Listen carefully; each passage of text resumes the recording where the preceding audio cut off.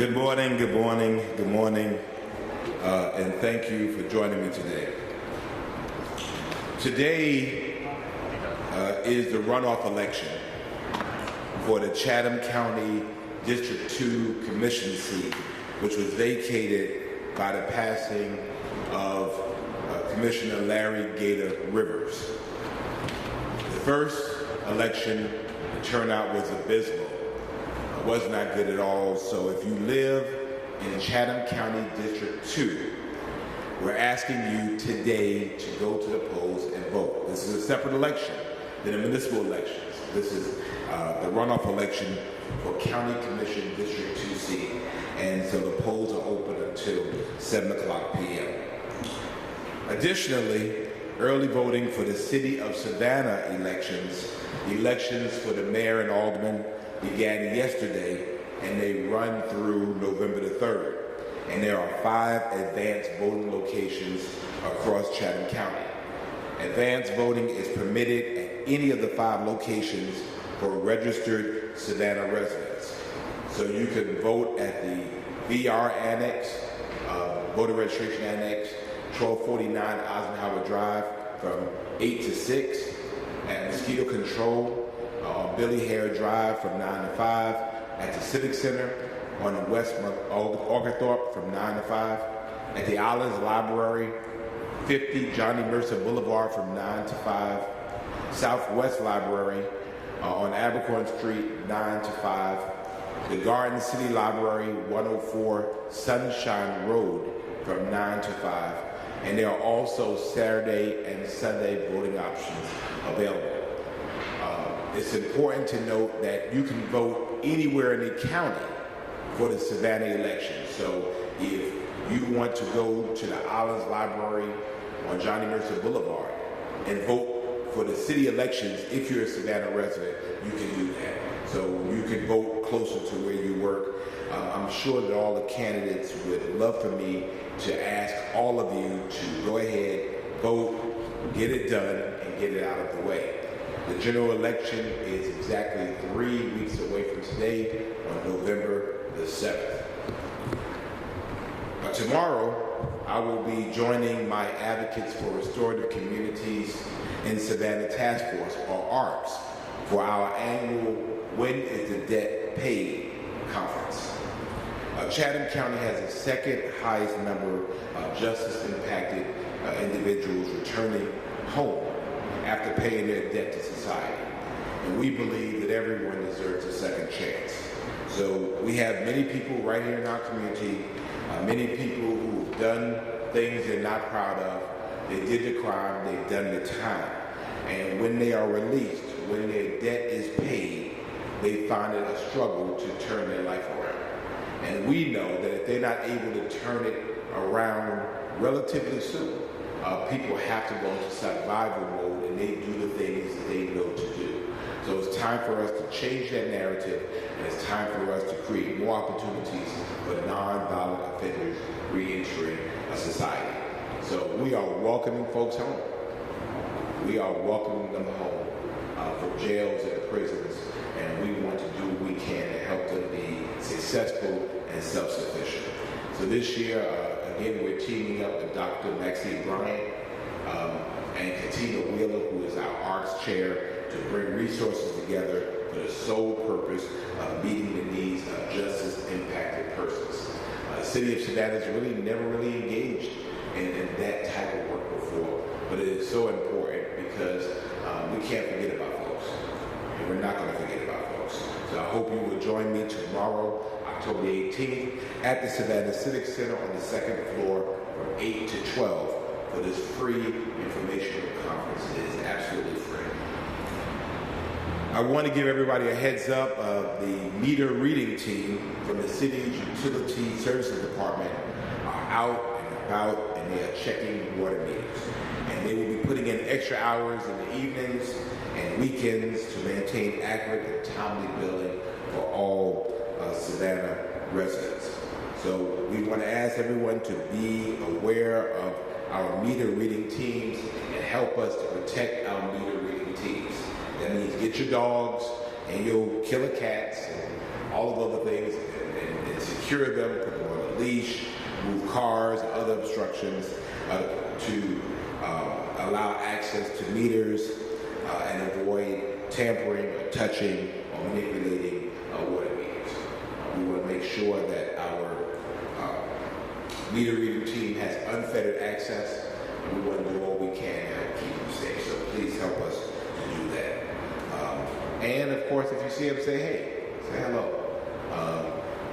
We serve hard, as our city manager likes to say, and they'll be out serving in these communities. Also, as the weather has changed, that means Halloween is right around the corner. And so we want to remind everyone gearing up about some safety tips. Now, I always get asked, I get a bunch of calls, people saying, when are we celebrating Halloween? We're celebrating Halloween on Halloween. We're saying trick or treat on Halloween this year, Tuesday, October the 31st, from 5 p.m. to 8 p.m. And so during that time, we will have our Savannah police officers visiting neighborhoods for the safety about trick-or-treaters. Now, our police department recommends that trick-or-treaters only visit familiar, well-lit neighborhoods and homes that have porch lights on. Always walk on the sidewalk and observe all traffic laws. We want to make sure parents who have a role in this inspect the candy before they eat any of it. And if anything looks unwrapped or looks suspicious, just go ahead and throw it away. And so for a full list of safety tips from SPD, visit savannahga.gov or savannahpd.org. Also, our police department will be hosting a Blue Night Fright Night on October the 31st from 5:30 to 8:30 at Central Precinct at 1710 MLK Junior Boulevard. And this will include a haunted walkthrough, raffle, and candy for the public. And we hope everyone who celebrates Halloween will have a wonderful holiday and to enjoy themselves in a very safe and responsible manner. I also want to congratulate our Savannah Police Department on being only one of 24 law enforcement agencies in Georgia to receive the Highway Enforcement of Aggressive Traffic Grant totaling over $340,000. So that's big. And that is the Highway Enforcement of Aggressive Traffic, the HEAT grant. And so the HEAT program is to combat crashes, injuries, and fatalities caused by impaired driving and speeding, while also increasing seatbelt use and educating the public about traffic safety and the dangers of driving under the influence. SPD will use this grant money to develop and implement strategies to reduce local traffic fatalities and crashes due to aggressive and dangerous driving behaviors. So congratulations to Team SPD who are working hard on these streets to keep our community safe. So to learn more about the Highway Enforcement of Aggressive Traffic Grant, the HEAT grant, you can visit GeorgiaHighwaySafety.org, GaHighwaySafety.org. Also want to remind everyone of a great event that the city is hosting this weekend. The Office of Sustainability is hosting a networking happy hour for local restaurant owners to join their peers and sustainability experts for a discussion about accessible, affordable ways that Savannah restaurants can become more earth-friendly. As you know, the City of Savannah is aggressively engaged in our 100% Savannah project, and so we know that successful businesses does not mean that you leave the planet worse than we found. And so we will have this event to hear from local business owners who have gone green without going out of business. And you will have the opportunity to win prizes during the trivia portion of this event. So we invite all local restaurant owners to join us this Sunday, October the 22nd at 4 p.m. at Starling Yard, located at 2411 DeSoto Avenue. October 24th this Sunday, 4 p.m., Starling Yard. And to learn more about our Office of Sustainability or our 100% 100% Savannah initiative, you can visit savannahga.gov. I'm also announcing today that I will be hosting my 4th annual State of the City address on November the 1st at 6 p.m. at the Savannah Cultural Arts Center. And I will be giving a report card of all the great things the city has done, not only this year, but over the last 4 years. This is an opportunity for us to reflect on our strengths, our challenges, the things we did really well, the things we can do better. And so I know that you all know the state of our city is strong, but I'll be happy to share what our city has been engaged in and remind you of the road that we've traveled. So November the 1st at 6 p.m. at the Savannah Cultural Arts Center, we're asking you to join us. You can watch the address live on our Facebook page or on our award-winning SGTV on Comcast Channel 8 or stream live at savannahga.gov. But we would love to have you in person at the Ben Chocolate Theater at the Savannah Cultural Arts Center. Very busy weekend in the world's greatest city. It is also time for the First City Pride event, Savannah Pride Festival. This weekend, October 20th and 21st, at Ellis Square next to Savannah's historic city market, and the Savannah Pride Parade on October 20th at 8 p.m. The Savannah Pride Festival is a festival for everyone, and they welcome all ages until 9 p.m. And all of the proceeds benefit the First City Pride Center, which is Georgia's only LGBTQ center. So we look forward to everyone being there. And if you've noticed that my attire might be a little different, it's because my mode has changed. It is homecoming for the Savannah State University. It's always a great week for Savannah's many alum and current students to be able to get together. And I have not been ashamed to say that if it had not been for the College by the Sea, mentoring and nurturing me, educating me, for whatever success that I have now, I would not have. The fact of the matter is that our city has a long relationship with Savannah State, and Savannah State has a long relationship with this city. And so the Tigers have a lot of great events planned this week. We have our annual parade on this Saturday at 9 a.m. downtown, and then the 3 p.m. football game in which we will beat Tuskegee University on Saturday. So Georgia's First City welcomes alum from far and near, from Georgia's first publicly historic black college and university. I don't know if many people know that Savannah State is Georgia's first public HBCU. And so we're welcoming folks home, and we're hoping that they will have a terrific time. I know I will. So for more information on university events, visit savannahstate.edu/homecoming, savannahstate.edu/homecoming. And for more information about the football game when we beat Tuskegee University, you can visit ssuathletics.com/tickets. ssuathletics.com/tickets. So, as I've already said, there's a lot going on in Savannah this weekend. So we have the SSU Homecoming Parade, we have the Savannah Pride Festival, we have the Savannah Film Festival, we have Wagaween, which is hugely popular. And so expect a bustling weekend in a very vibrant city. Stay tuned to our Facebook page and website for traffic alerts, event updates, and more.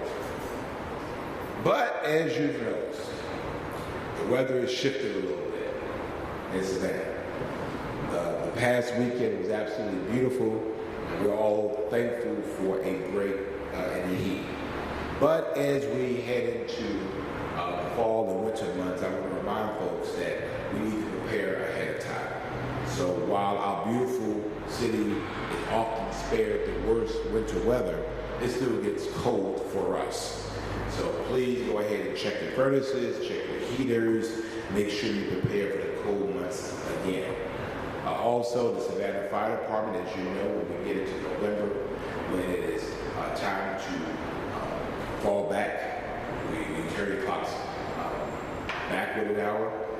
The Savannah Fire Department changes batteries and fire detectors for free. And so this is a reminder to you to either check your smoke detectors, change your batteries in them. If you need help, your local Savannah Fire Department will help you to do that. So to learn more, visit ready.gov/winter weather. And finally, the flu. So the flu is a contagious respiratory disease that can lead to serious illness, hospitalization, or even death. And the Centers for Disease Control and Prevention recommends that everyone 6 months and older get an annual flu vaccine. And there are some people who will say, I don't like to get the flu vaccine because it's a deadened version of the flu virus.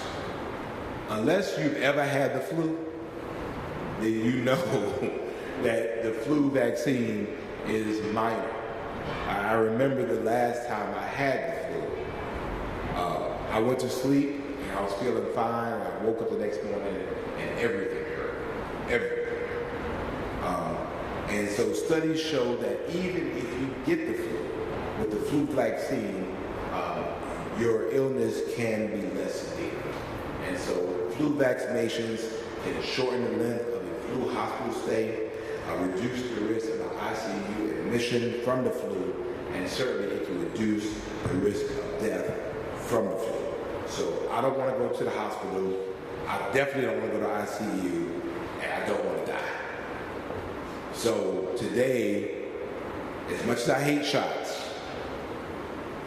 y'all know I hate shots, I'm going to again endure my vaccination publicly in hopes that one more person will decide to get the flu vaccination so that one less person is severely infected because of the flu.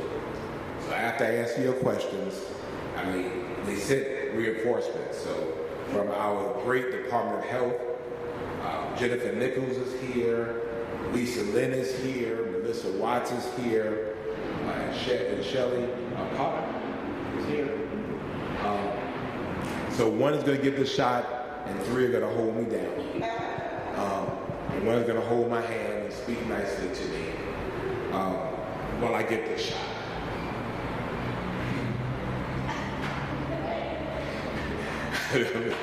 I'm like freaking out thinking about it. So anyway, that ends my prepared remarks, and I'll answer any questions you may have. Y'all have aspirin? Y'all have wait, no, I want to do the questions first. Y'all, we have the ibuprofen or anything? Nobody got it right? We don't. It's not needed. Go ahead. Yes, it's needed. It's needed. Us being in domestic violence awareness month, we have these the ribbons up on the Forsyth Park. I was just wondering if you had a message to anybody who's maybe stuck in a related trip like that. Also, what resources are available for us? Thank you. So last Thursday at City Council meeting, we recognized Safe Shelter and jubilee you for the work that they're doing in our community. The reality is love should never hurt.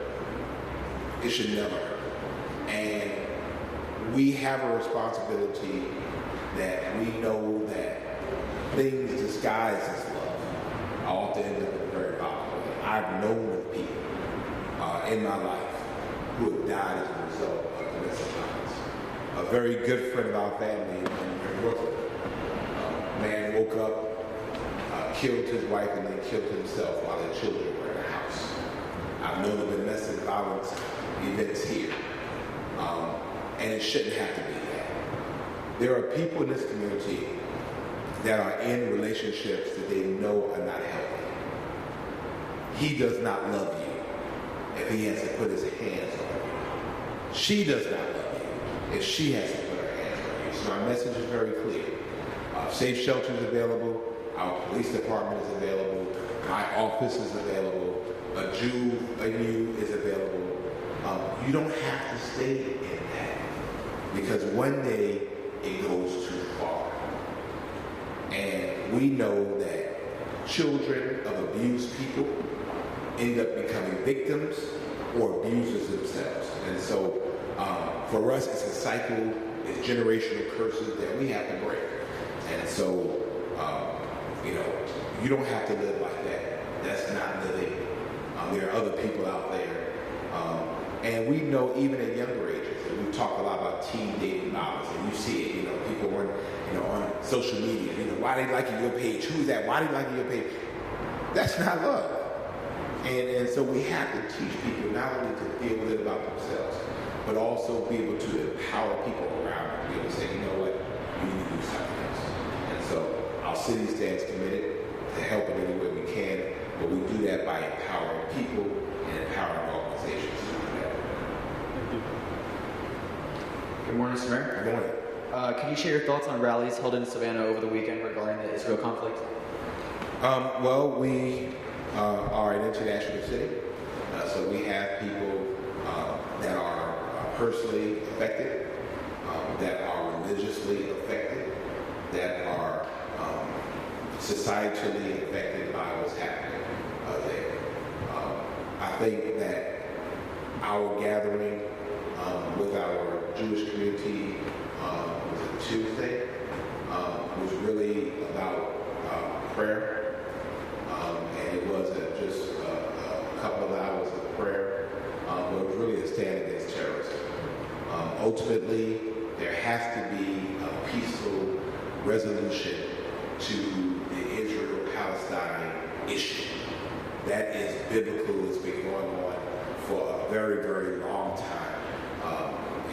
But at the end of the day, in this community, as far as I'm concerned, I'm standing against terrorism. And I think that the Israeli people, and believe it or not, a lot of our Palestinian neighbors that I've talked to, people in the Muslim community, agree absolutely that terrorism has no place in our country, no place in our world. And so we have to stand up against terrorism. And so that's where we are, and that's, I think, where most of our community is. And so this will be longer than it will be shorter. And, we know that war brings on other effects. And so we also have not only Americans that are been impacted, that are unaccounted for. We have American troops, sailors, airmen, and resources in the areas as well. So we have the United States folks affected. How do you feel about a Ritz-Carlton coming to downtown Savannah, and what do you think that'll do for tourism? Well, we don't have a 5-star hotel here. And so the Ritz-Carlton, in some ways, means that we've really grown up. You got to be a pretty, ballin' city to have a Ritz-Carlton. We have a Ritz-Carlton. So obviously, it's a major move for Savannah as a destination city. And so, I was surprised, but we don't have a 5-star hotel. We will with the Ritz-Carlton Hotel, so that provides another level of accommodation for those people. Thank you. Thank you. Morning. Good morning. Just wanted to ask you about yesterday's incident in the Savannah High area. 3 people shot, 1 fatally. This comes after 17 people shot in the leg there in the same area earlier this month. What, if anything, more should be done over there to make sure not only just walkers in the area, but students stay safe? Well, I think that if you look at the incidents, there were 2 totally different incidents. The incident yesterday, as I understand it, involves almost a domestic situation. From what witnesses say in the area regarding a dispute over a woman, you can't police that. That you have a current paramour and an ex-husband or some other another, and they get into an altercation. Those are personal instances, and that's really, when you look at our issues regarding criminality, particularly those involved in violent crime, most of it involve very close personal issues. We're not in people's homes. And so that situation, I think is an anomaly of sorts because it could have been downtown, it could have been anywhere. Anywhere those folks confronted anybody, the circumstances don't change. It just happened there. There was a incident that's still being investigated. I'm not at liberty to discuss the specifics of that, but I'm not entirely sure that it was random. So we'll let the police decide when and where to tell that. The reality is, a couple of things. A, we still have a long way to go of teaching people how to peaceably resolve conflict. And then the second thing is we have a long way to go to deal with the issue of guns in our community. It's still too easy to get guns in our community. So in the two instances that you talk about, absent the gun, you have a fight and you have another fight. You have a fight and then you have a guy slapping another guy and they fight and then, But in this case, because you had a gun and because you had conflicts that could not be peaceably resolved, you had two incidents involved with that. I wanted to ask you about the incident involving the 17-year-old from earlier this month. Shortly after that took place, the Uvalde Foundation for Kids said that they were going to begin immediate recruitment for their volunteer patrol group in that area. I mean, what are your thoughts on something like that? Do you think that's effective? Is that something that you're praising or? Anybody who wants to put hands to the plow to work, then I will be welcome to that. We have to know we've been extremely blessed and we have not had any mass shooting events in that way. But we know we are just one incident away from those actions that's happening in this community. And so I do not know all the details about that, but again, we're community groups, nonprofits, houses of faith leaders get engaged to help us in these streets. We'll do it. To that end, I think it needs to be said that again, our violent crime is historically low, and our homicides even now are still, I think, well over 30% down. When you look at other major cities across the country, they're experiencing a rise in that. And we're doing that in spite of being challenged with police staffing. So it means that not only are our police doing a good job, it also means that our community partnerships forward. Thank you. Thank you. Yeah, ask me some more questions so that they will get a good shot. Ask me my favorite color. What's your favorite color? Well, it depends on the day of the week. Today is blue and orange. So the Department of Justice donated around $120,000 to the city of Savannah Police to replace some outdated equipment, bomb suits, down to even traffic equipment. Obviously, that benefits the department, but can you touch on how that grand scope, how it benefits the whole city? Well, I think the most immediate thing is that we need to make sure that those that are dealing with fighting crime on our streets have the best and updated equipment. We know this equipment is not cheap, and we know that our primary means of paying for it is through taxpayer dollars. So when we are able to secure grants, which is why our relationships across the nation are so important, certainly my relationships with the administration are important because Savannah's profile is not there. So we're able to get these things that we don't have to pay for through our general fund. So for us, we're excited about that. We realize we are the premier law enforcement agency in this region. Period. Bar none. We have all of the bells and whistles. We provide all the services. We provide a variety of mutual aid that we don't charge for it. And so this will help us to continue not only to serve Savannah locally, but also to have our region. Thank you. Any other questions? You have a question? No other question? Please. I'm shaking.